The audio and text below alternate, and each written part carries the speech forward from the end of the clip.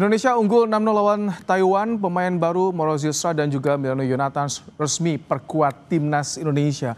Bisakah keduanya jadi solusi lini serang skuad Garuda? Kita bahas bersama dengan pengamat sepak bola Wesley Huta Galung. Selamat malam Bung Wes. Selamat malam Mas Ibrahim.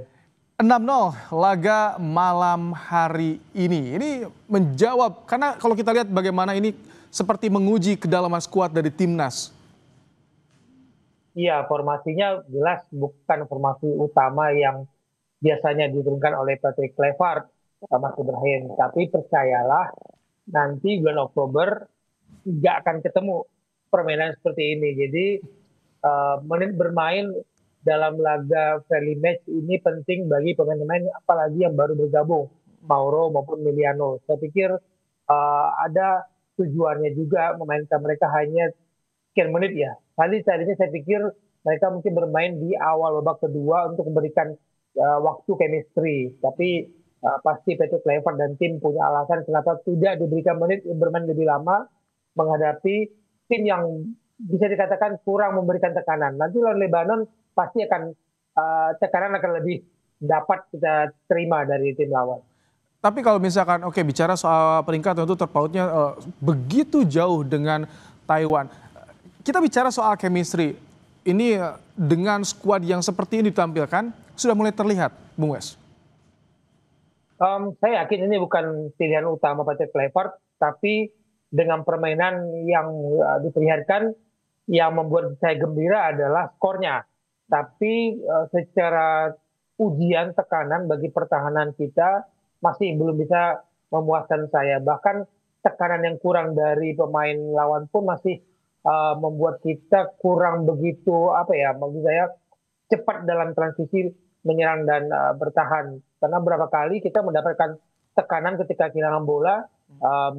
Rizky Ridho dan Joby Ahmad dua-duanya benar-benar berjuang tuh untuk menghadapi dua pemain Chinese Taipei. Kalau ini lawannya Irak atau Arab Saudi dengan formasi begini ya berat sih.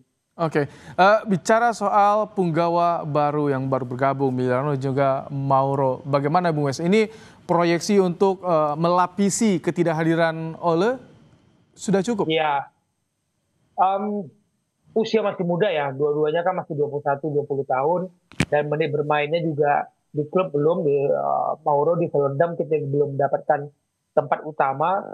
Saya khawatirnya memang menit bermain yang kurang di klub itu tidak bisa menutupi ketidakhadiran oleh Romani. Semoga saja chemistry nanti di partai kedua melawan Lebanon Mauro diberikan waktu lebih banyak. Kemudian kalau Miliano dengan posisi dia di sayap kanan, kita punya banyak pilihan sebenarnya Mas Ibrahim. Pilihan kita sebenarnya berharap memang Mauro diberikan menit bermain karena kita nggak punya striker. Dengan dipaksakan tadi Ramadhan Sananta, kita lihat ya bukan ini yang gaya bermain yang akan kita ketemui nanti melawan Arab Saudi, Irak. Ramadhan Sananta tidak akan dapat lari leluasa seperti itu nanti di bulan Oktober. Jadi ini bukan ujian yang pas untuk mendapatkan posisi-posisi nomor 9 terutama. Kalau nanti lawan Lebanon, ini kan peringkatnya tidak jauh dengan kita. Ini cukup menjadi ujian juga kan?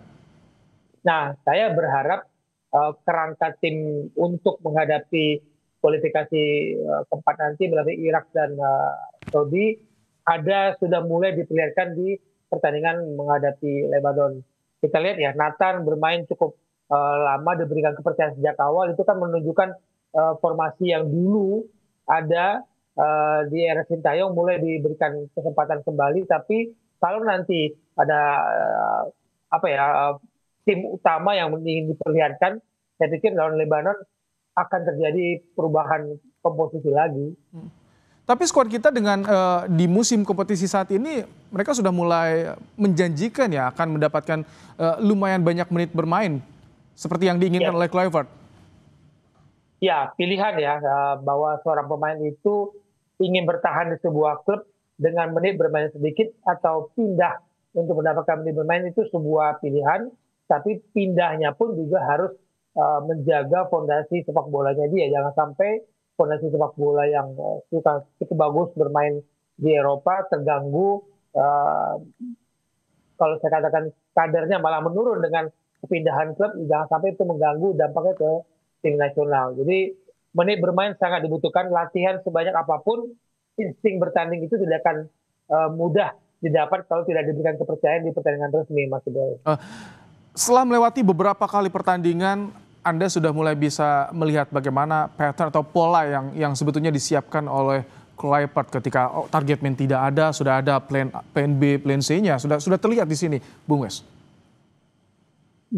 Saya belum terlihat, jujur di pertandingan lawan Chinese Taipei ini tidak terlihat kita menemukan pengganti untuk pengedor nomor 9. Kita berkali-kali masuk ke dalam kotak penalti, tapi kita lihat ya serangan kita, kalau saya catat di sepanjang pertandingan, kita banyak menyerang itu memang dari kedua sayap terus, dan di babak kedua kita banyak menyerang dari kanan atau kiri pertahanan Chinese Taipei. Jarang sekali bola itu masuk ke dalam kotak penalti untuk mendapatkan posisi nomor 9. Nah, ini yang harus diasah nantinya menghadapi Lebanon. Kalau kita lihat biasanya gaya pemain di Belanda itu, Liga Belanda bahkan, memang pemain nomor 9 ini masih jadi tren ya hingga saat ini, dan itu memang masih diupayakan untuk diturunkan ke timnas Indonesia, Bung Wes. Ya, kita ngomong sepak bola Belanda dengan fondasi yang berbeda dengan sepak bola kita. Kita coba, Mas Ibrahim, lihat di liga kita sekarang namanya I-League, I-Liga Super ini. Formasi itu pasti center back, gelandang, striker itu sudah pasti pemain asing. Nggak dapat tempat pemain lokal kita untuk bersaing, dan kemudian ini bisa kemudian menjadi modal kita untuk mendapatkan striker di tim nasional susah. Jadi dibandingkan di Belanda pun saya pikir mereka masih kehilangan sekarang. Dulu ada kelas Huntelaar, ya kan, ada Patrick Kluivert, ada kalau kita mundur lagi. Tapi sekarang tidak ada striker murni nomor 9 benar-benar mencuat sehingga klub-klub Eropa berebut tuh mencari pemain striker dari Belanda. Oke, baik. Tentu kita harapkan nanti lawan Lebanon bisa menjadi gambaran real bagaimana peta kekuatan timnas Indonesia jelang round 4 yang akan digelar di bulan Oktober. Terima kasih Bung Wesley Huta Galung telah berbagi di Kompas Malam.